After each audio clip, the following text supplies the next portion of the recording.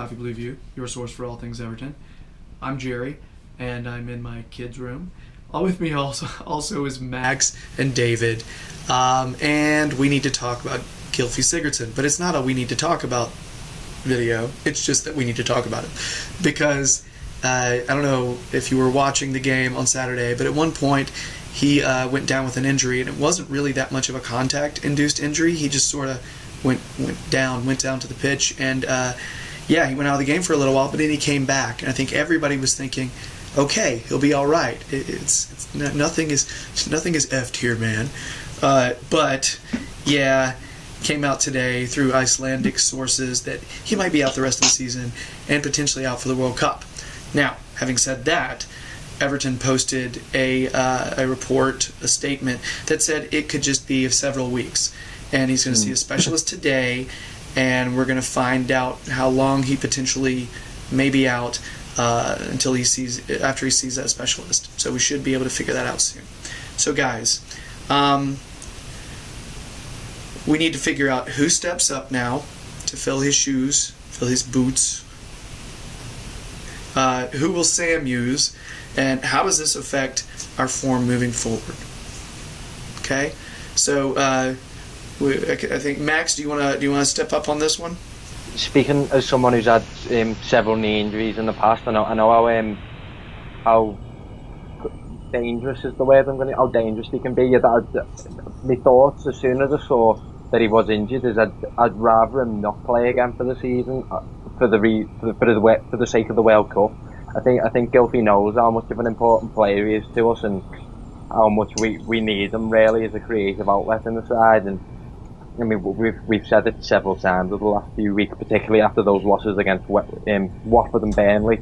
That I mean, I don't think it's realistic to be aiming for 7th anymore after those losses. So, to be honest, I feel the season's quite dead, and I know we'll discuss who we feel like should fill Gylfi's boots, but to err on the side of caution, I really think it is probably safer if we don't play him again for the rest of the season, just so he makes that World Cup. Yeah, I agree. It's such a kick in the balls, isn't it? Because you know, with those first couple of months, everyone was thinking, oh, why have we paid this for him? He's not doing it. His set pieces aren't up to scratch. He's not showing anything on the pitch. He gets played left midfield anyway, which doesn't help. But you know, the last 3, maybe even 4 months, he's just been one of our star players, and you can see he just oozes quality, doesn't he? Oozes class as well, and you know, his set pieces have been much better, and he just brings something to the game. His creative spark, and something that, you know, you two both banged on about. I totally agree. His work ethic has just been fantastic. You know, it feels as though he was a guy low on confidence, and where others have shied away this season, he decided that, no, I'm going to work my arse off to get back to where I was for Swansea, and he's done that. That's just a huge blow. We will miss him, which is a testament to him. Yeah, I mean, I'm going to agree with you guys. If there's any chance that he could make his knee worse by playing to where he would delay a start to the season for us, I wouldn't want him to do that. And that's just being selfish. Now, add to the fact that I was sort of hoping to, you know, for Iceland to be one of the teams that I pull for during the World Cup, because there's no U.S., and that's my cross to bear and sadness. But no, really, I was really looking forward to seeing him at the World Cup, and I was happy for him, because I don't know, you never know how many times a country is going to qualify for a World Cup when it's a smaller country. You know, you have no idea. So this could be like a really big chance for him to be able to shine globally. And for him, just for his sake, him as a person, I want him to get that opportunity. So really, if it's going to harm his chances at all, keep him off the pitch. You know, I want to win games just like all you guys do, but I can't go that far.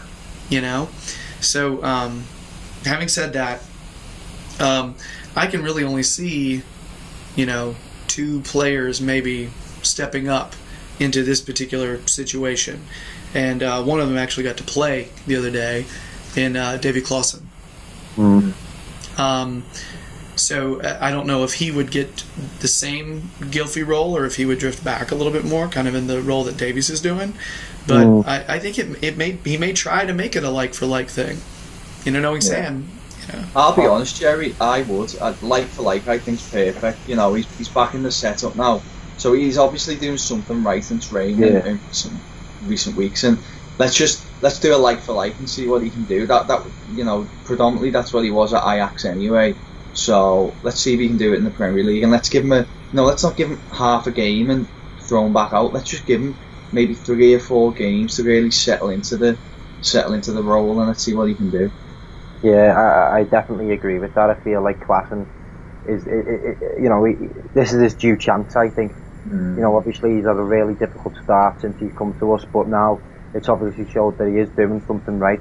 I don't think it's an exact like for like, because I feel like Sigurdsson holds the ball up a lot better. I mean, particularly when he's in on the left, how many times you see him knock the ball about and manipulate it with his feet just to get players beyond the ball so he can find a pass.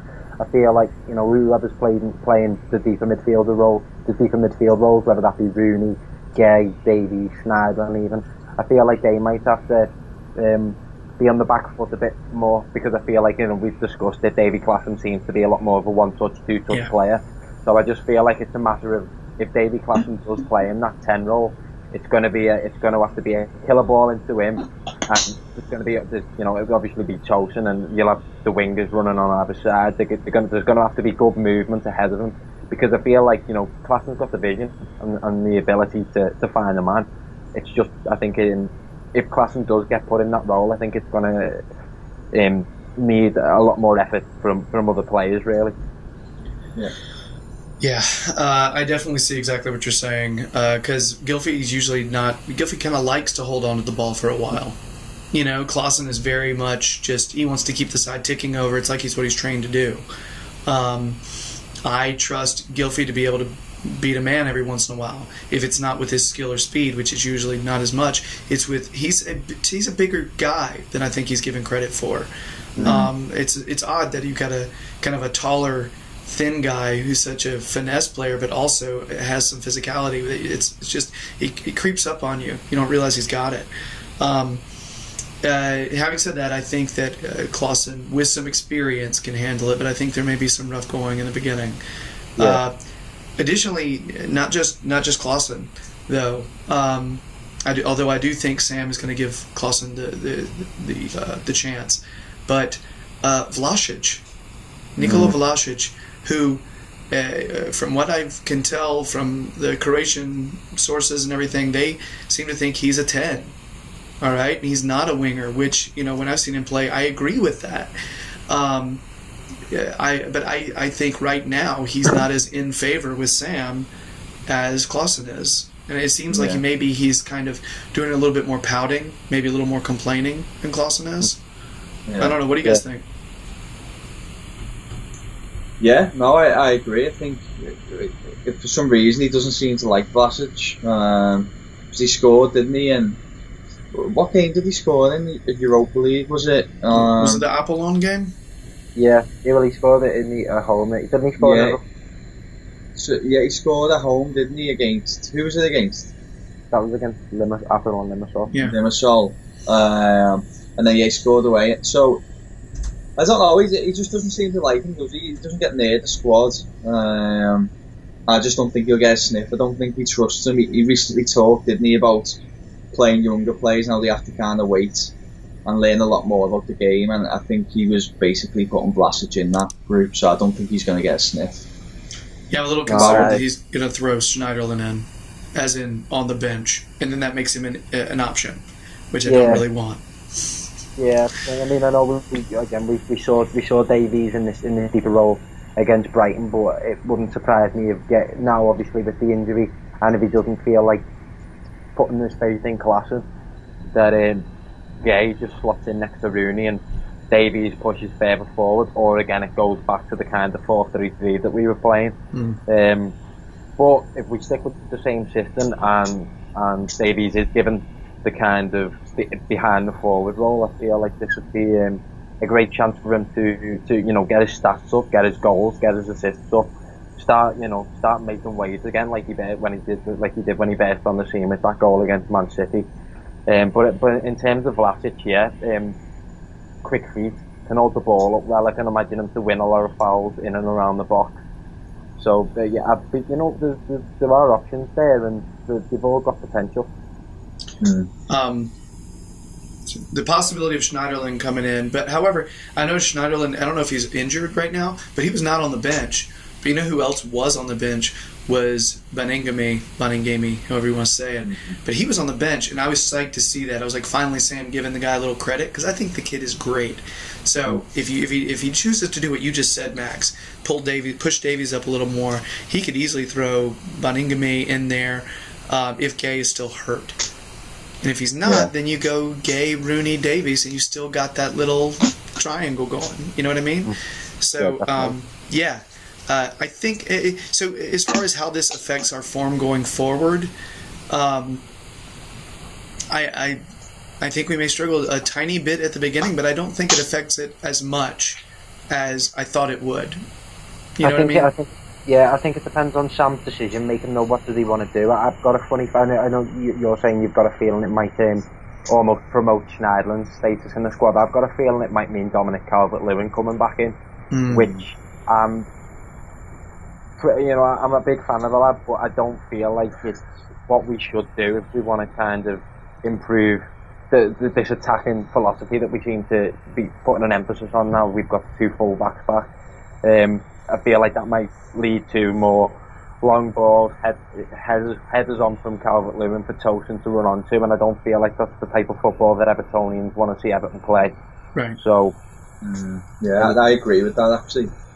I think that's a fair point. I think he could potentially bring Calvert-Lewin back in, and I don't think Calvert-Lewin's really done enough recently. But then again, he gets played out wide, which is an issue, isn't it? Like, he is a striker, he should be playing up front, but I know he won the penalty, and maybe that's going to be enough to give him a sniff near the starting 11 again. But for me, I just think he's got to.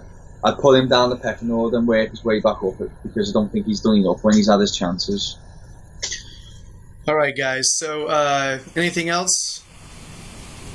get well, Gylfi. Yeah, get well, Gylfi, because you're watching. We know it. All right. So, so I guess that's it for our Gylfi out ? For how long ? Segment. If you're liking what we do, please subscribe. We'd sincerely appreciate it. Leave a like, leave a comment. Check out what David's doing on the Sportsman, but also on the Toffee Blues website. Check out Max's stuff on the Toffee Blues website as well. And I think that's it. We got one more video to do. So, bye.